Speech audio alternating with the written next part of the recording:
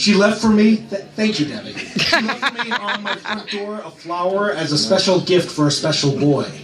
I thought it was really sweet, but I didn't say anything because even though I loved her, I hadn't said it to myself yet. I hadn't said it to anyone yet, even myself, and so I was trying to play it cool to ensure my excitement didn't nip our future in the bud. It was a white carnation she left, and it was beautiful, like her, though both lost their bloom fairly quickly, and it was only after that I wondered, had she offered me a trade? Replacing one flower for another? It wasn't a bargain I'd asked for, but it was appreciated nonetheless. Other replacements soon followed. Love for betrayal, pleasure for suspicion, argument for exhaustion. No transfer was as welcome as that first, but all lasted far longer. Some, to this day. The flower has long since become dust. That was called White Carnation.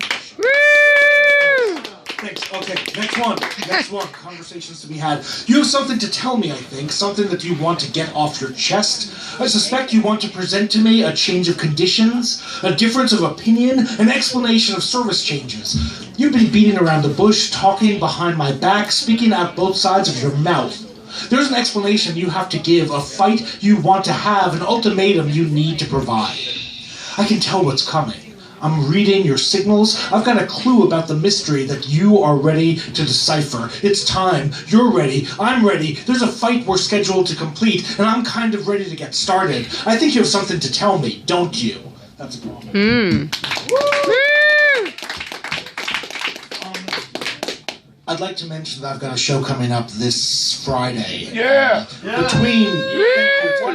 at the Anti-Folk Festival, Winter, here at the Sidewalk Cafe. Crime Wave! John Berger, the No Look Crime Wave, which is going to be on between A Million Things and Kung Fu Crime Wave. And it's going to be great. And with that in mind, I wrote something. Which is actually... I'm sorry, there's actually a different introduction I want to give to that statement. Which is... I had a show on Saturday, and it was great, but I know, true story, but you don't know it because you, for the most part, weren't there. So I thought I would write a review of the show on Friday, so that you'll know what it's gonna be. So a review of my next show. That shit was awesome! I cannot believe he did those poems and songs and shit! That was awesome! I think John Berger may be the greatest performer I've ever seen, and I may never have an opportunity to enjoy him as much as I did that first time. Damn it! It's true. I'm cursed. I will never have another first chance to see John Berger. I can't believe I squandered it that way. He is so sexy. Curse me. At least the others were prepared to see John Berger with his band, No Look Crime Wave, at Sidewalk on Friday, February 26th at 10 o'clock. What a great show.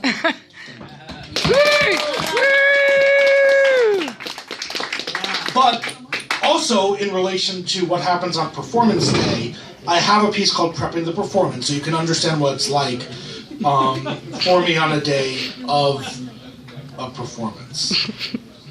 If you seek to speak to me on the day of a show, be well aware that I may not be at my best.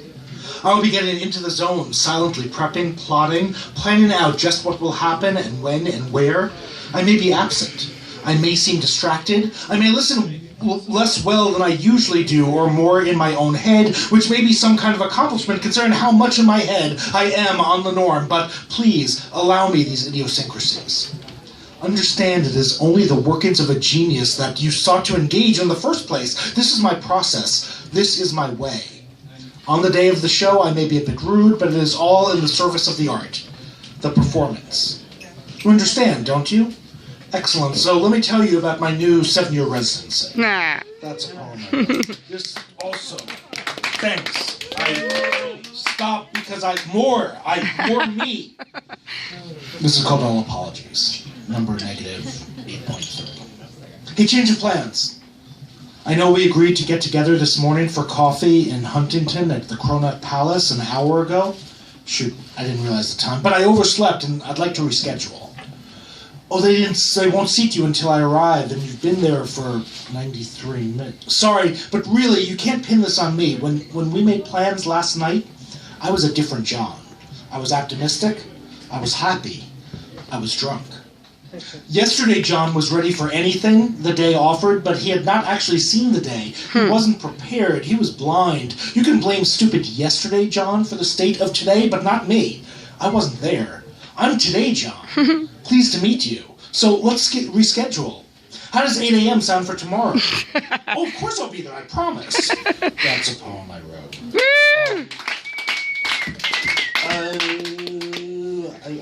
I'm nearing the end, aren't I?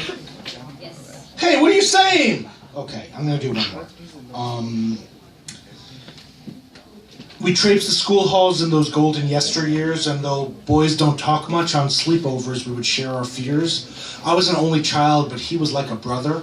I was never quite sure if he felt the same since he had several others. When I got a crush on Annie, I was scared to tell a soul, but when I did, it was Danny to whom the truth unfolded, and when I went to college, it was Dan that took me there, even though it was the last time we'd go together anywhere. And Danny, we haven't spoken in thousands of days, but understand this single thing, you're with me anyway. We talked for hours while living hours apart. When Dan came up to visit at my school, he acted pretty smart, but then he had a fling with a girl I was talking to. He didn't know, I didn't tell, I wasn't acting very true. Still, everything changed, my demeanor and my stance, and it took some time, but Danny figured out my tortured dance, and he stopped coming around while I didn't take his calls, you know? At this point, I couldn't tell you that girl's name at all, and though you've not said a word, let alone a paragraph, Danny boy, you once made me a better boy by half. I've grown older, wiser, some might say, but I don't think I've gotten wise enough to fix my petty ways. I can't explain all my suspicions and my shame with so many years since I once laid on Dan that load of blame.